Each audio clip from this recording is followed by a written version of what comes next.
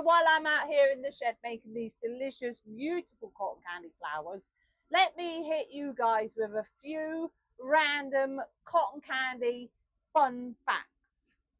Okay, before cotton candy was mass produced, it was an ultra luxurious handcrafted status symbol. In the 15th century, Italian chefs melted sugar into an amber liquid and painstakingly hand flicked it with forks over brew handles to create delicate cloud-like threads of spun sugar. And because sugar was incredibly expensive and a highly sought-after commodity at this time, spun sugar delicacies were exclusively reserved for the wealthy and the elite. It was used to build towering edible centerpieces at lavish banquets. However, the mass-produced cotton candy that we recognize today came much later, in 1897. This was when a dentist, yep, you heard me right, a dentist by the name of William Morrison from Tennessee co-invented the cotton candy machine with a confectioner called John C. Wharton. And that was when it originally became known as Fairy Floss. Their Fairy Floss machine debuted at the World's Fair in St. Louis in 1904. It was an enormous success, and approximately 70 small wooden boxes of cotton candy sold for 25 cents each,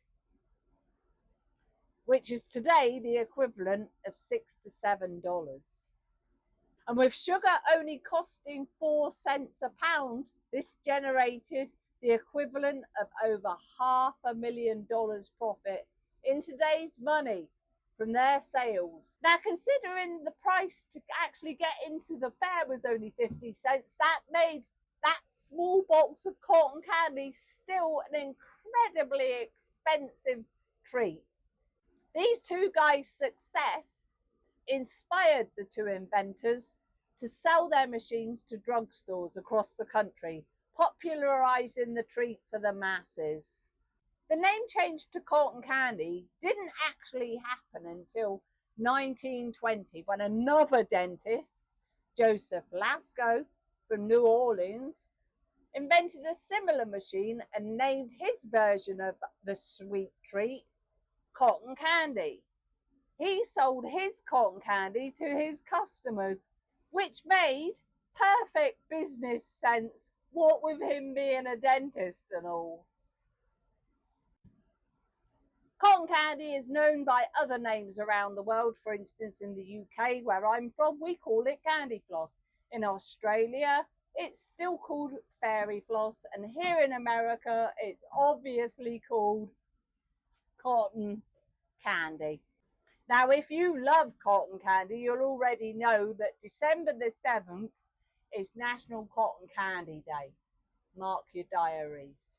This is a day where we dedicate celebrating this delicious treat, and also a perfect time to indulge in all that sugary goodness. Hey, here's something I bet you didn't know about cotton candy.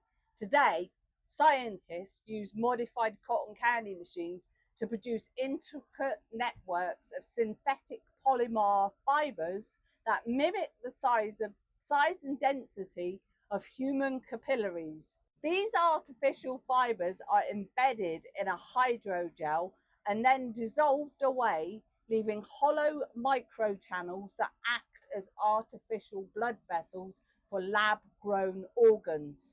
The fibers are about 3 to 55 micrometer in diameter, which is roughly 1/10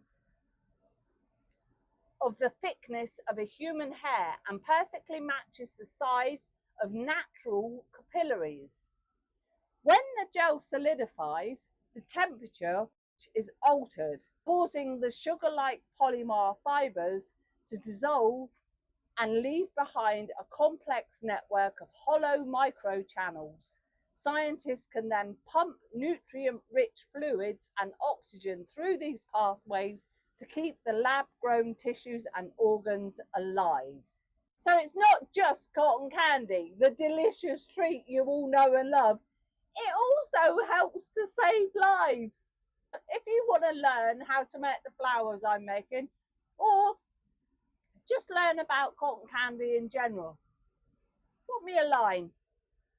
I've got a few videos showing you how to do the flowers, hearts, butterflies, what have you. I do figures too. If you've got any questions about flavorings or colorings,